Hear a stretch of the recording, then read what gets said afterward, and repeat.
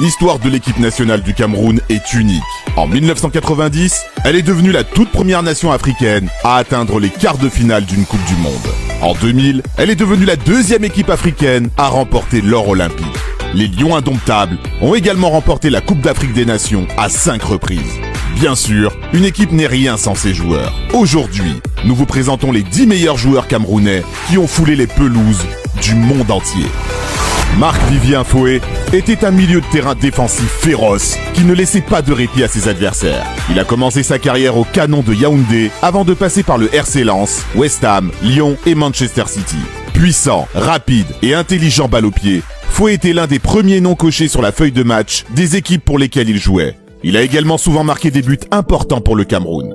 Malheureusement, la carrière de Foé s'est terminée de façon tragique. Le 26 juin 2003, il s'est effondré en plein match et est décédé peu après à l'hôpital. Il n'avait alors que 28 ans.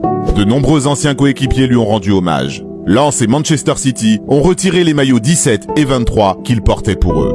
Foé était un homme à part, un joueur qui ne sera pas oublié. Théophile Abega, surnommé le Docteur, principalement en raison de son intelligence, sur et en dehors du terrain, était un leader qui pouvait faire basculer les matchs à lui tout seul. Pas adepte des grands efforts, le milieu de terrain s'appuyait plutôt sur son toucher magistral et son incroyable vision du jeu.